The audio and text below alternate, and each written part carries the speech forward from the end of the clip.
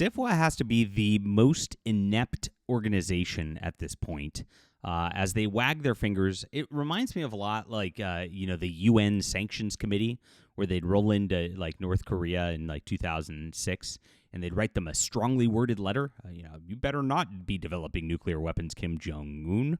And then Kim Jong-un goes, okay, let me fire an ICBM real quick. And he just doesn't care. And that is exactly what we have here. Now, this organization was the Science Fiction Writers of America. Notice they changed their name to not even mean the same thing anymore. Science Fiction and Fantasy Writers Association, because they didn't want to be of America. Yeah, it's that silly. And so and they had to add in fantasy because they were not able to, of course, get enough sci-fi people with real credentials to do things because it's very difficult finding science fiction people who actually sell, who actually want to be a part of this sort of thing. And so that's what they've done over the years to kind of change what they've done. They've become a social club of weird cat ladies with blue hair who just want to push their identity politics and shout about pronouns into the void over and over and over again. Most of it now is comprised of these short fiction writers who submit to different websites and magazines like Analog, Asimov's, Clark's World, and the like. And they publish like 2 or 3 short stories a year, make maybe $500, and then call themselves professional writers, go around a convention circuit and say, I'm a member of SFWA and was nominated for 18 awards, and that's why you should have me speaking at your convention. Then they put, I spoke at this convention on their bio. Like it's a big circle of clout among a bunch of aspiring writers who don't actually do anything. And that's exactly what we have here. And that's why nobody takes them seriously at this juncture and nothing actually gets done. Now, there's been a big drama around Analog, Asimov's, and fantasy and science fiction magazines as there's a new investment group that came in, and they actually had a legal team because these guys come from a real business background. Go over some different rights that they wanted for their contracts just to make it so they had the ability to do like audio adaptations and international publications and the like without having to go back and get extra approval from the writers every single time. Pretty simple and standard stuff, but of course, because they changed the contracts from what these legacy magazines were, they're dinosaurs that didn't even think about that stuff back in the day. And most other magazines like Clark's World and the like have this kind of stuff in there baked in already. It's just fine with them. It's rules for thee and not for me kind of situation. And so they've been under a target of attack from these people on Blue Sky who are just going, these are terrible. I'm never submitting there again. Well, it's like, well, fine. And then they cry more. So SFWA has been getting involved in this and attacking them and threatening them like it's going to matter. And it's really interesting because the short fiction market's already pretty dead. There's not that many people who read short science fiction anymore. It's pretty rough. I actually have been trying to support a few that are like a little better in terms of like not having the woke content and the like. These ones are pretty bad. Analog's all right, but the other two are unreadable because of their drivel that they put out there. And so that's where the markets have gone over the years, and of course the audience is tuned out, and you can't get them back without a lot of work. I could of course do some things to help, but they don't like marketing. All these people hate marketing too. It's ridiculous. So I'm going to go over like what SFWA's done on this in just a moment. Please hit the like and subscribe button. Join us here as we talk about all things in science fiction and fantasy. I am a science fiction writer myself. This is my newsletter, and I'd like you to get on here, guys, because I've got a new trilogy I've got in development, and I am going to be crowdfunding that in a couple of weeks here. So please get here. You get 3 free books for doing so: a sci-fi book, a fantasy book, and a superhero graphic novel. Best deal in all of fiction. And you get to stay in touch with me. It's very important because you never know if I'm going to find you again. This might come across your feed. You might not see me again. And I write some really good, fun books that you'll enjoy. If you want to check out any on Amazon, I recommend starting with the Stars Entwined, which is my space opera trilogy. My new books are set in this universe, different characters, and they continue off of this trilogy, even though they're their own story. So this is a way to kind of build that universe. I'm building like a whole giant universe, and it's a lot of fun. And of course, I appreciate you guys for reading. These are all these links are in the description below to make it easy for you. Thanks so much for getting on the newsletter. So important. This is like if you do one thing today, get on this newsletter. Thanks, guys. All right, so here we are. SFWA provides must-read with notes, model language for Analog and SFS. So this is their press release saying, we're doing things, members. So it costs about $100 a year to join SFWA. Yes, you have to pay $100 a year.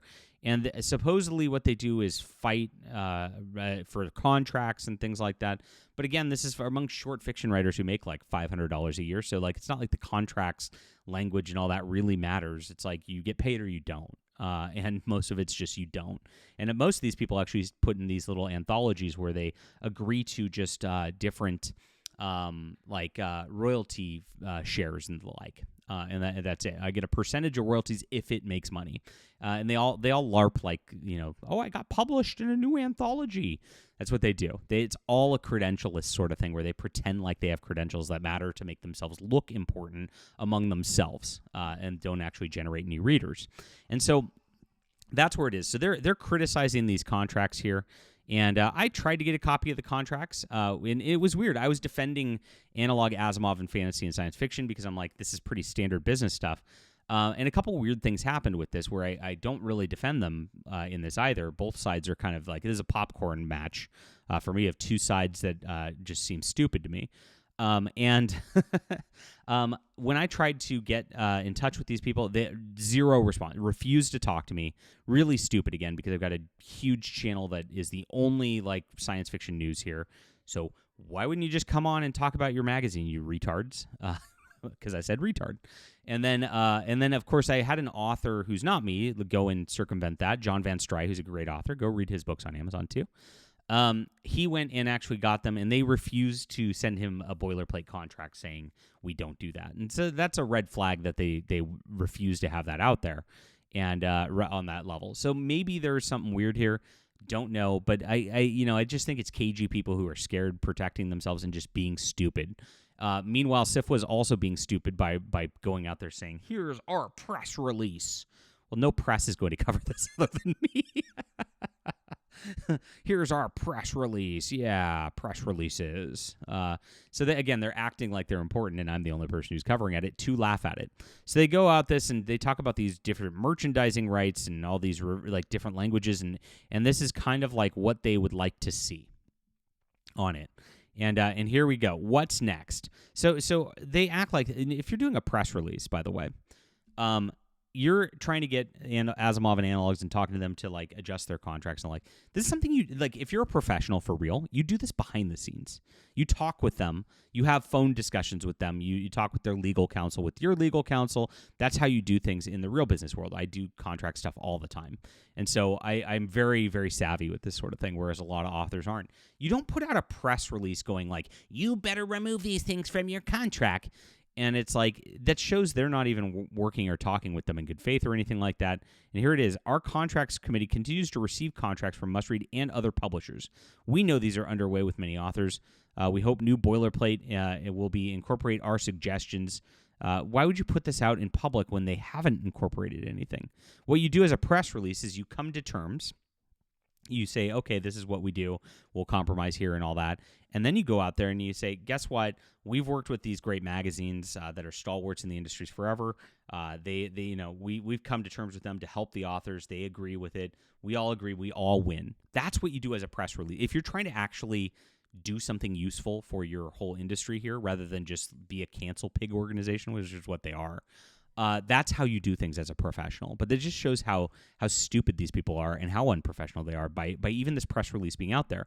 Because, by the way, they haven't accepted anything. There's no even indication that they're in any dialogue about this stuff. They posted this stuff public, demanding what they wanted.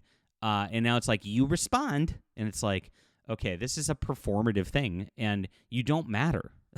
Obviously, otherwise you would have had something to taken care of. Solutions to a problem of broken trust in our industry take time to emerge in full. SFWA's aim from writers affected to the contract and their own financial distribution pressures in a difficult production environment is to develop a more robust and unified community for the creation of speculative work. This is why AI is going to just end these people. Because, like, what is this even about? Like, year in review magazine summary? Oh, I better cover this up.